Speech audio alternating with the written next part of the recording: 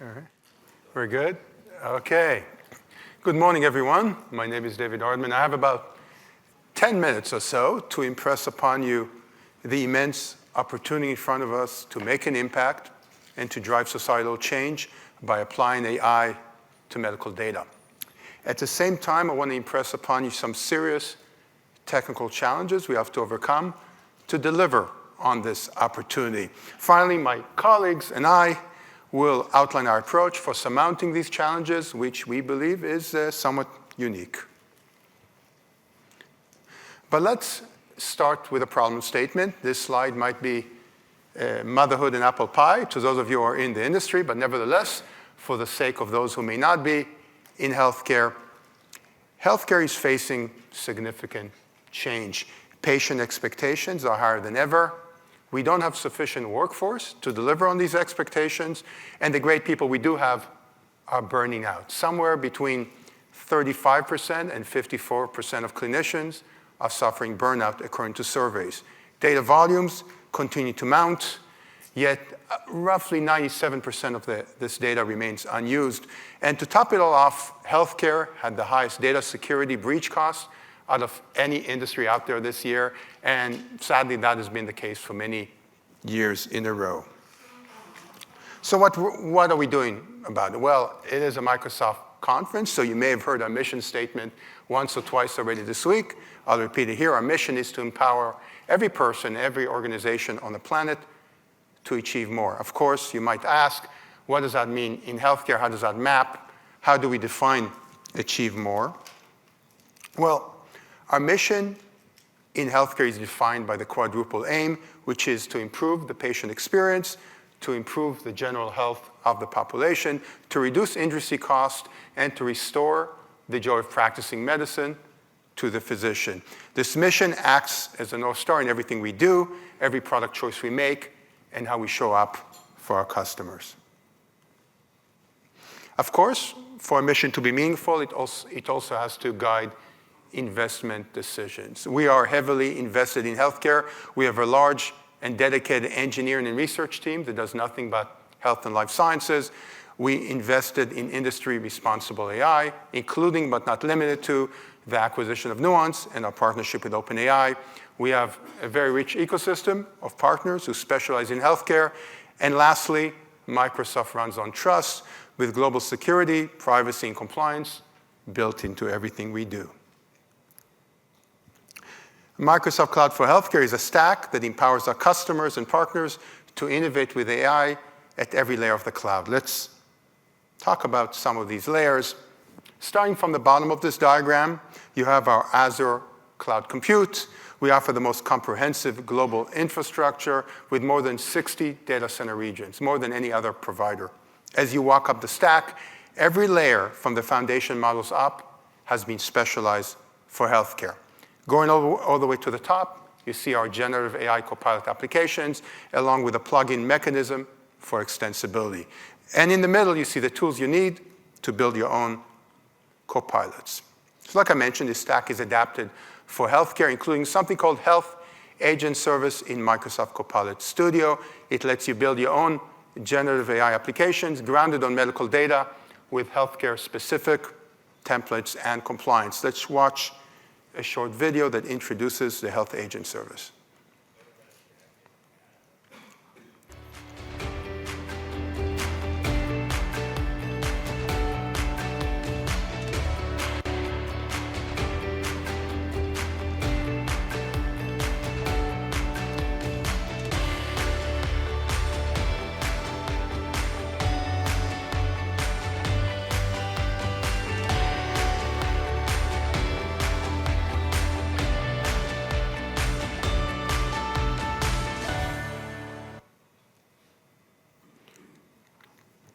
We believe in trustworthy AI, and trustworthy AI is only possible when you combine our promises, our commitments to security, data privacy, and AI safety, or responsible AI.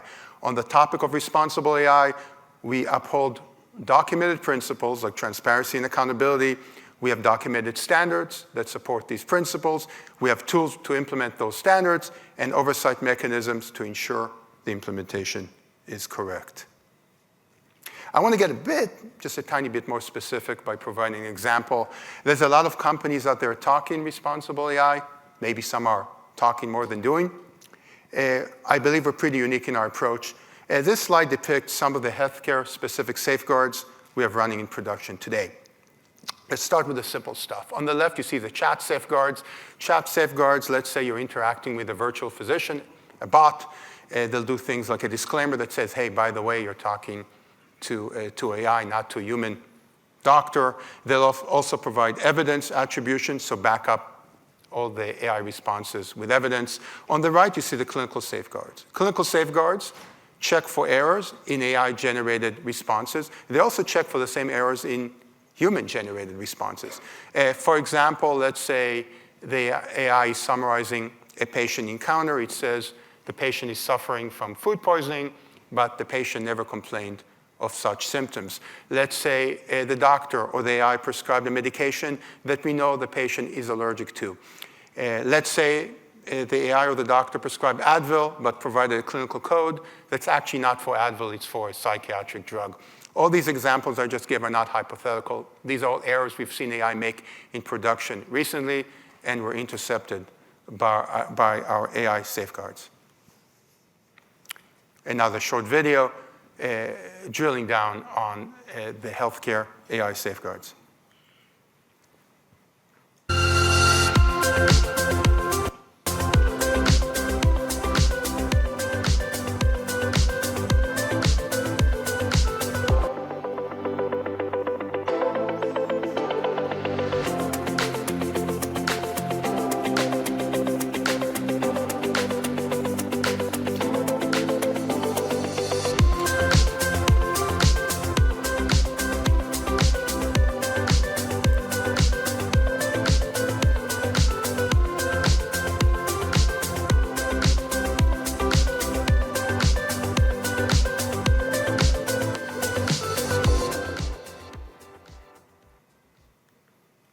Now, given we're at a conference right now, I wanted to point out that showing innovation demos at conferences is actually not that hard, but building AI that works well in production with real doctors and real patients is actually quite complex.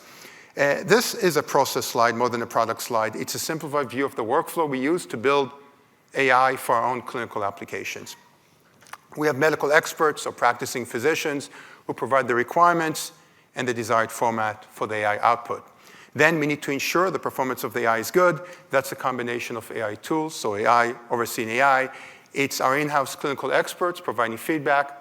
It's end-user edits and upvotes, so looking at what end users do with AI output. It's A/B testing, where we run the old model and the new model in production and check which one delivers better outcomes. I can't stress enough the importance of the human medical experts in the loop. Actually, when I was preparing this slide, I remembered a quote from some professor out there, I forget his name. He said, AI is 99% human, referring to the importance of human input in every step of the design. So I asked a popular chat AI program on my phone, which shall remain nameless. I said, who said AI is 99% human? It said, Garry Kasparov, the chess player, said that. I said, are you sure? It said, no, I actually lied. It's this other person. I said, did this other person really say that? And he said, no, I lied again. So it turns out AI makes mistakes. When it does, it's not easy to tell. It's articulate. It provides evidence. It's not always correct, which underscores the importance of getting that clinical expert input every step of the way, and as well as the importance of those safeguards we talked about a moment ago. Which brings us back to where we started. We stand before an immense challenge and an immense opportunity. Healthcare data is siloed across many organizations and many modalities, as you see from this animation, from two-dimensional X-rays, three-dimensional MRIs, unstructured clinical notes, huge genomics data files, and it's split across many organizations. Over 99% of this healthcare data is actually not text, and existing large language models simply don't perform well with non-text health data because there's not a lot of this data in the public domain to train your models on. So to solve this problem, we need to bring together the data across multiple client and partner organizations, multiple modalities, normalize it, and train AI models powerful enough to act on this data and deliver the high performance that doctors, patients, and clinical researchers expect. Now I'm going to hand it over to my colleague Miriam to talk about the data aspect of that solution. All right. Hello. Thank you, everybody, for joining us today. My name is Miriam. I'm a group product manager on the HLS engineering team. Yes, and I'm going to talk to you about, well, we heard about Powerful AI, right? But Powerful AI needs unified and clean data. So I'm going to talk to you a little bit about our healthcare data solutions in Microsoft Fabric that just went into GA earlier this month. So just taking a little bit of a step back, right? I think, like I said, AI is only as good as the data it's based on. So as Microsoft, we offer you a few tools to help you get your data into the right shape to build your powerful AI. It starts off with a unified data foundation. It then we help you, which is on our Microsoft Fabric platform. We then provide you with an end-to-end analytics platform where you can build your your AI on top of a unified AI platform, finally building out your intelligent solutions. Today, I'm going to talk mainly about this bottom two steps, about how can we build you a unified data foundation and use the end-to-end analytics platform from Microsoft Fabric with the healthcare data solutions in Fabric. Again, in case you're not familiar with what is Microsoft Fabric is a collection of different tools that help you bring in your data into the Microsoft platform, transform it, model it, and then build analytics on top of it, and eventually even build AI models on it. What we've done with the healthcare data solutions in Microsoft Fabric, we actually extended the platform and added some healthcare-specific capabilities. We're helping you bring in different healthcare data, help you transform it into healthcare data models, and then provide you with some healthcare analytical and cohorting solutions on top of it. So yeah, it just helps you kind of adopt and enhance the power of the Microsoft Fabric platform for healthcare. Now, once you kind of have all these tools, what are you going to get? So the end result that you're going to get is a multimodal medallion-based lakehouse. And so if you look at the slide, basically, there's a few data sources that we provide you to bring in: clinical data, imaging data, claims data, DAX Copilot data, and S2H data. You land them into Fabric, into one lake. We'll then have pipelines that transform them into a healthcare data model, which is heavily inspired by the healthcare standard FHIR. So as Microsoft, we don't want to invent our own standards. We are kind of relying on standards that are available in the industry. That brings you to this unified silver refined lake from where you can build out multiple use cases. And what we've done then is to kind of take this unified data across these different modalities and either have additional pipelines that can enrich that data. So you could potentially take out or take unstructured data, create like structure, extract specific entities on top of it, or again, transform it for specific use cases. For example, for like 𝗬𝗲𝘀𝗀𝗶, which is another industry standard for clinical research, care management, or patient outreach, or you can build your own as well. All of this is part of the platform. So any tool that you have available as part of Microsoft Fabric, you'll have available here too, and you can extend it as you would normally do. Now, all right, so this is kind of the end result that you're going to get. So now, if you were to take everything, but all of this is composable, to be honest. So if you go into Fabric and you start exploring the solutions, or you start installing it, you'll get a screen similar to this. And this gives you all the things that you can actually deploy and adopt individually. So you can take, for example, we have the foundational capabilities. So that basically sets up your lakehouse structure. We have some sample data for you to try out. We have the transformations. I mentioned that you can bring in clinical data, so you'll have here like a FHIR pipeline. And then we'll have some discovery and exploration tools. This is more of the cohorting solution towards the end, like if you wanted to explore a little bit more of your data. And then finally, we have some enrichment capabilities. And finally, we have some analytical experiences that you can all kind of adopt individually. All of this is available to you today. Some of these things are still in public preview, but most of it is in GA, and you can try it out at any time. With that, I'm going to start a little bit of a demo of like what you can actually achieve with this solution. Your data is often scattered across different providers and platforms, making it difficult to get a full picture of clinical and operational data. This slows down decision-making, extends costs, puts strain on the workforce, and makes it difficult to deliver personalized care to patients. Healthcare data solutions in Microsoft Fabric have the capability to receive structured and unstructured conversational data from patient consultations, using it to provide key reporting metrics. Danny, a data analyst at Contoso, has started to use the new healthcare data solutions in Microsoft Fabric to unify the fragmented data estate. Centralizing and curating clinical and operational data with a unified, governed hub ensures all teams are drawing insights from a single source and in a secure, responsible manner. Today, clinicians use DAX Copilot to capture patient visits, generate clinical notes, and automate tasks.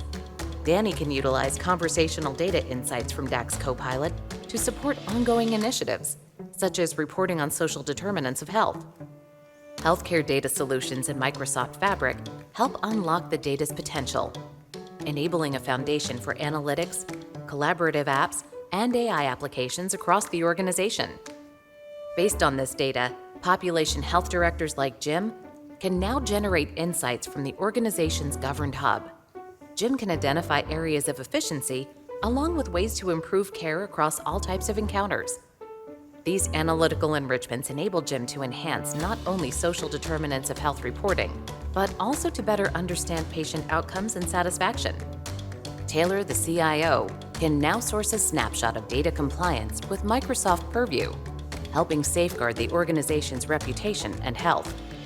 Then, with the healthcare application templates in Microsoft Purview, he enables the healthcare classifications that help identify sensitive items used throughout the organization to help protect patient privacy and maintain standards such as HIPAA and HITECH.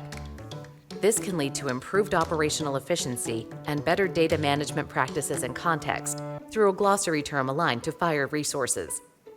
Throughout, the AI models adhere to the principles of responsible AI. You've just seen how Danny surfaced actionable insights from DAX Copilot to drive change in service and appropriate reimbursement. Jim was able to identify trends and unlock areas for optimization to improve patient outcomes. And Taylor helped safeguard patient privacy and trust while delivering information control at scale across the organization. Microsoft Cloud for Healthcare. Better experiences, better insights, better care.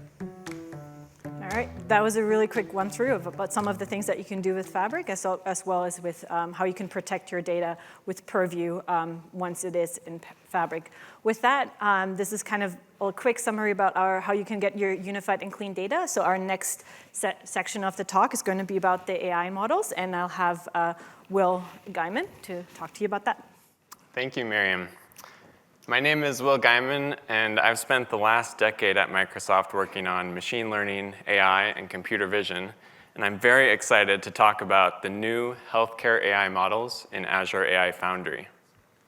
So we've seen how existing large language models like GPT-4 have shown tremendous promise on clinical text-based tasks. If you had told me, even a few years ago, that an AI would be comparable to professional human doctors for medical general reasoning and knowledge, I would have said, no way, not a chance. But we recently published a paper showing that the latest model from OpenAI, the O1 preview model, achieved a 96% passing score on questions from the US medical licensing exam. That is more than most doctors achieve. And that is without any additional fine-tuning or clever prompting. And so if you're building for healthcare scenarios that primarily deal with text, you can use a general reasoner, large language model. You don't necessarily need a specialist model. And that's what we're using across health and life sciences, DAX Copilot, the healthcare agent service with clinical safeguards. But more than 95% of data is non-text. It's multimodal data like medical imaging, protein data, genomics data. And that data, as Dave mentioned, is not on the public internet.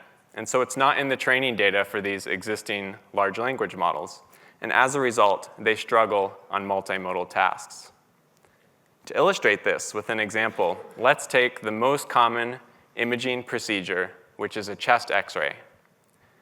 And let's feed this to the latest GPT-4o. Now, does anyone happen to see the abnormality in this image? So for those of us who didn't go to med school or residency, let me help highlight it for you. There is a large right-sided pneumothorax, also known as a partial lung collapse. And we're going to feed this to GPT-4o, and you'll see that it struggles to find this. Uploading the chest X-ray to GPT-4o. Leveraging the voice capabilities of 4o, I can speak to the model and ask it questions. Can you write the findings section of a radiology report? The lungs appear clear and well aerated. The heart and mediastinum are within normal limits. No evidence of pulmonary edema, pneumothorax, or infiltrates. The bony structures are intact. Do you see the right pneumothorax? So it didn't see it. We're going to try again. I can't make it out. I do not see a right pneumothorax in this image. It is possible that there may be a small pneumothorax that is not visible on this image, but based on what I can see, I do not see evidence of a pneumothorax. So even when we explicitly prompted it, it still did not see that pneumothorax. And that's the motivation behind these new multimodal healthcare AI models in the Azure Model Catalog. We recognize that no one player has access to all of this multimodal data. So we at Microsoft are building specialized healthcare models for the data that we have access to. And then we're partnering with third-party model providers who have their own proprietary data sets and are contributing their models to this same catalog. And all of these models are open source. So you can take your data that's in Fabric, and you can evaluate, customize, fine-tune, and deploy your own model in your Azure subscription, and you own that IP. So what kinds of models are these, and what can they do? Well, we have three categories of models. We have embeddings models, which are foundational models that you can adapt to any task.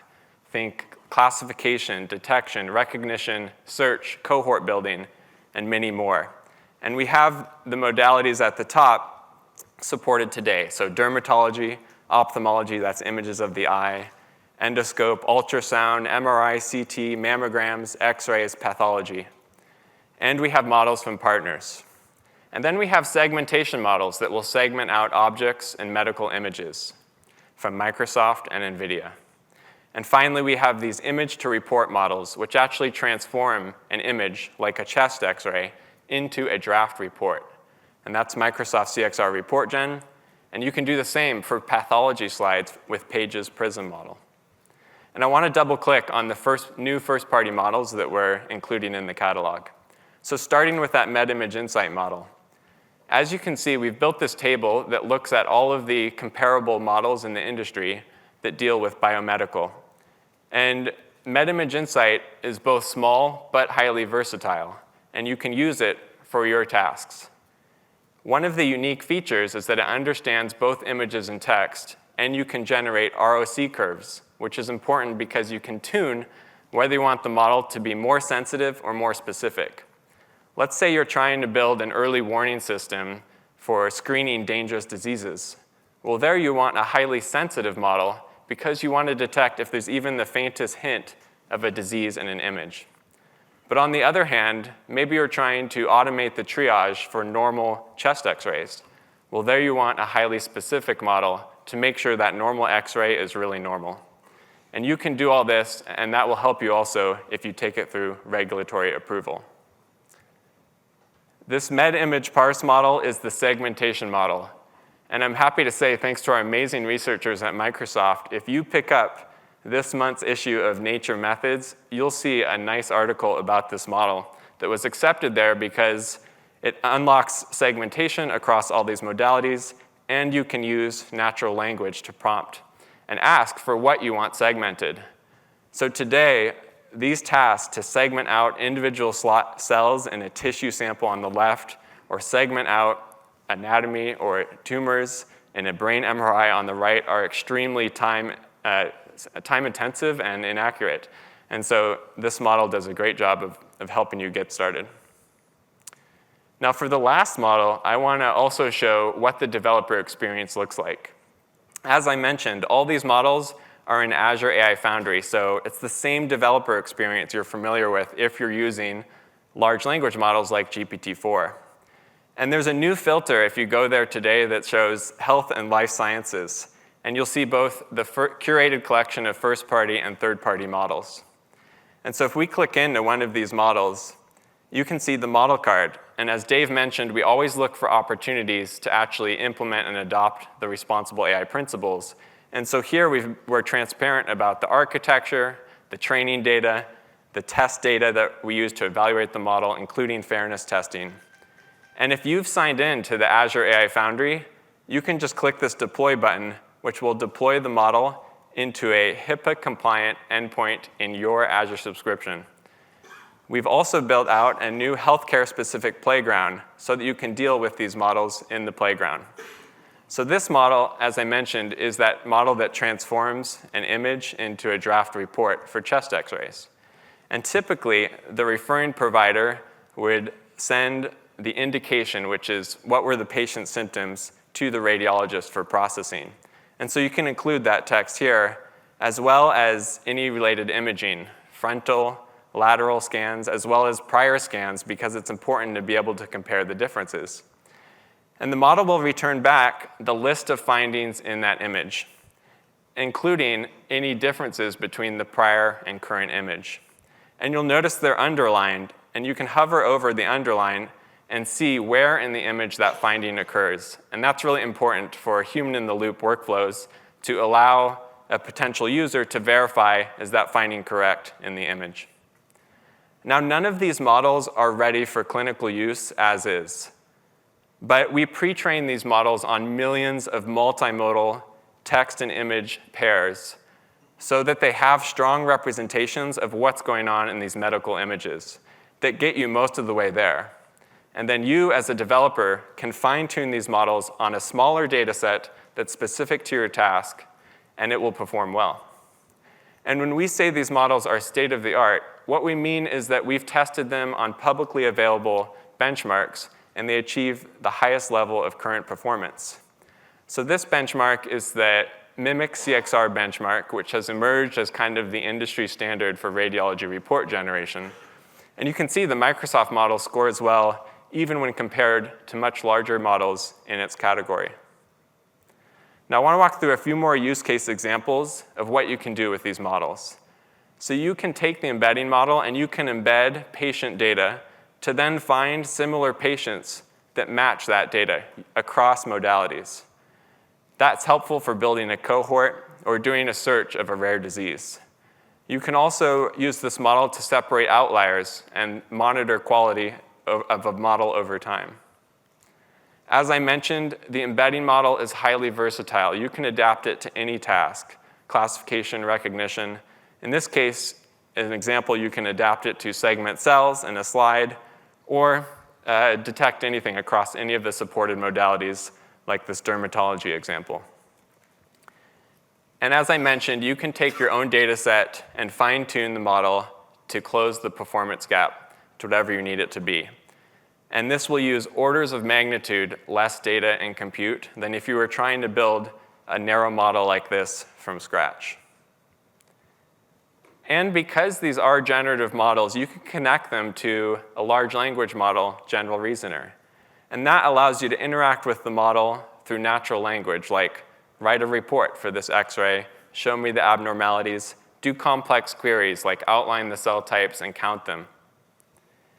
And we have a big ambition here, which is to create models, both ourselves and to partner with third parties, across all the modalities in biology and medicine.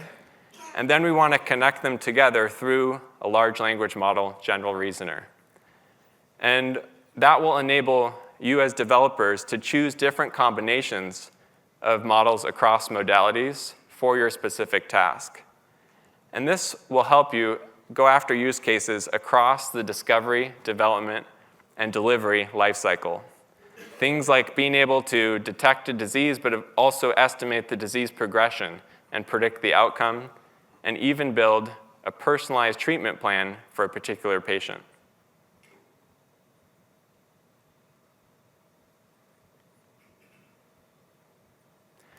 organizations like Page, Providence, Mass General Brigham, Sectra, Wisconsin, even in the veterinary domain, like Mars Pet Care, who have another talk at this conference, are all using these models to accelerate their AI development across tasks and across modalities. I want to highlight two in particular.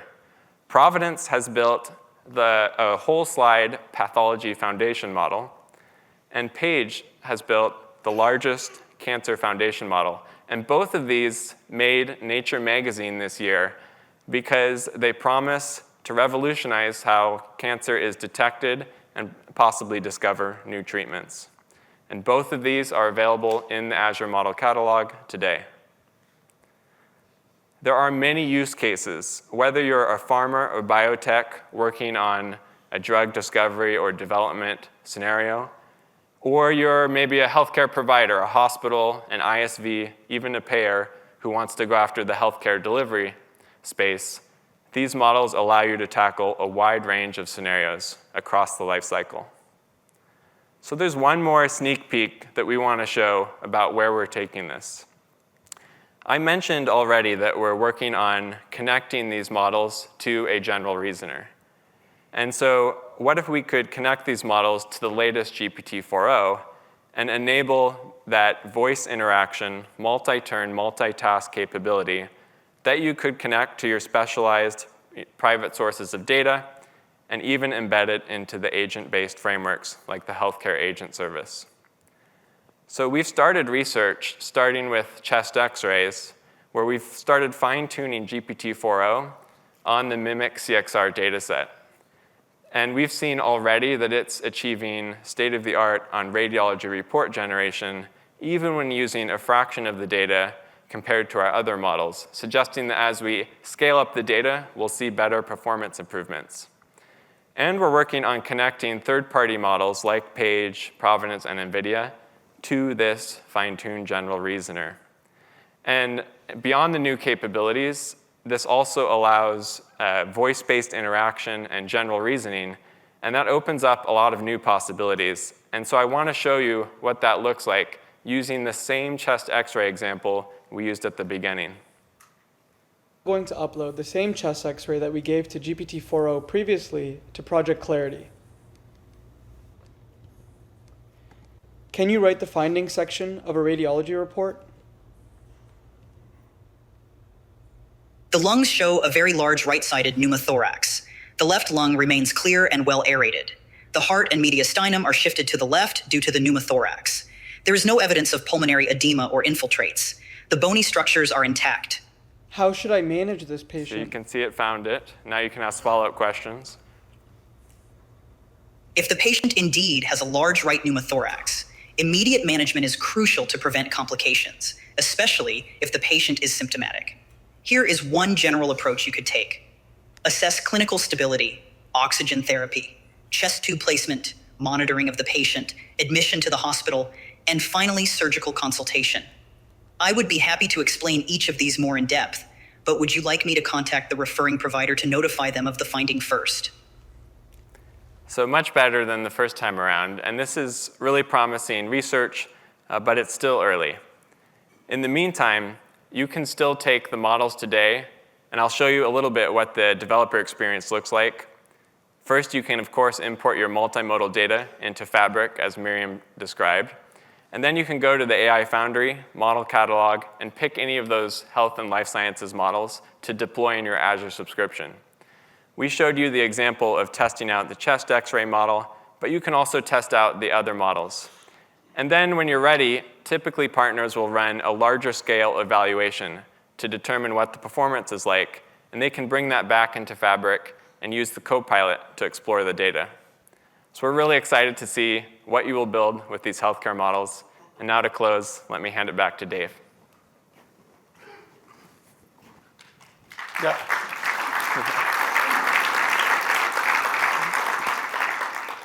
Yeah, in closing, I want to highlight that healthcare AI is already delivering outcomes in production at scale.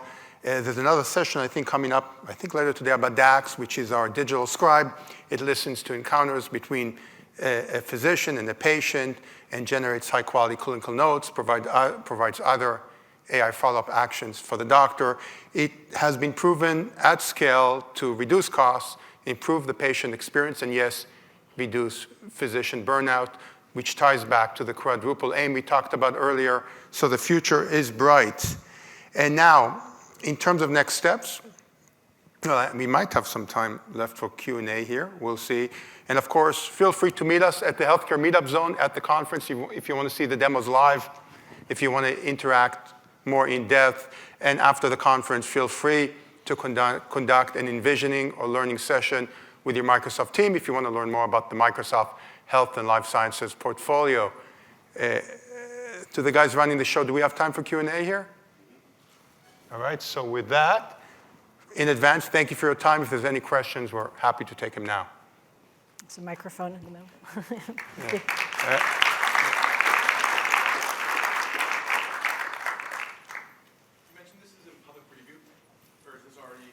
Yeah. Yeah, well, it depends what you're asking about specifically. We did not, by design, talk about any forward-looking vision for the most part. The Fabric data platform is generally available. The models, AI models that Will talked about, are generally available. Different things like the health safeguards are in preview. So it depends what you're asking about. But most of the things we discussed today are either public preview or generally available, meaning accessible by you today. We tried, even though we talked a little bit about vision in Will's section, he said, hey, we want to have a single reasoner that's smart enough to talk to all the modalities. You have a cancer tumor board, you can talk to the pathologists, oncologists, everyone can interact together. Some of these doctors may be human, some virtual. That's kind of the vision working on. Pretty much everything else we talked about is available today.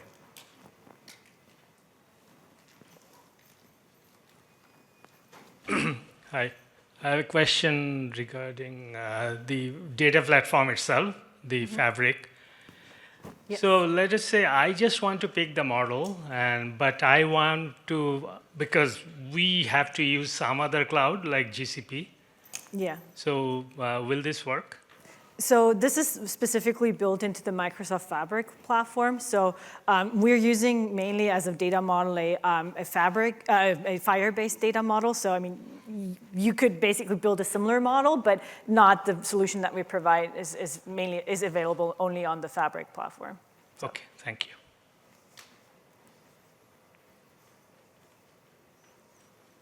Hi, sorry. I have a question about the data that you feed into the model. So can you explain me what kind of data was it? What kind of data was used to train the models? Yes. Okay, Will, you want to? Yeah, so it depends on the different models. For the first-party models that we used at Microsoft, it was a mix of public data were available, but as I mentioned, there's not a whole lot of public data. So then we also used a bunch of proprietary data that we got access to through partners or data that we purchased. Awesome. And you use the Fabric for that, right? So internally, actually, when we build the models, we do use Fabric for our own Microsoft research, health and life sciences research. They use Fabric to organize that data and query for the data. Okay. So thank you so much.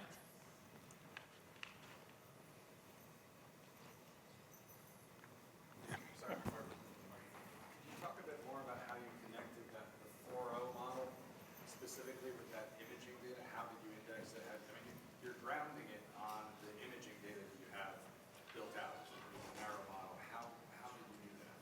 Yeah. So there's different approaches. So one is we can fine-tune the 4.0 model directly. So thanks to Microsoft's partnership with OpenAI, we have access to those model weights and can directly do things like LoRa and other fine-tuning.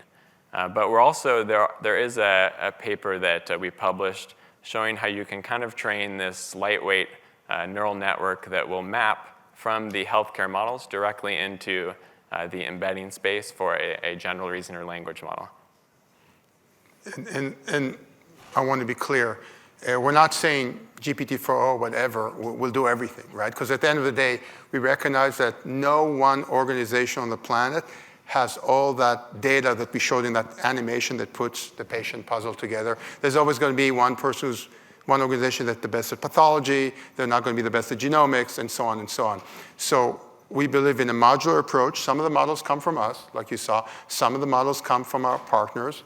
Will called a few of them out. And then what kind of, the model that rules them all is this reasoner, which could be based on GPT-4o, could be something else, but fine-tuned to be able to talk to all these different actors and put the picture together. It's not just GPT-4o. It's never going to have, you're not going to fine-tune GPT-4o to be the best at pathology, oncology, and the list goes on and on. Right?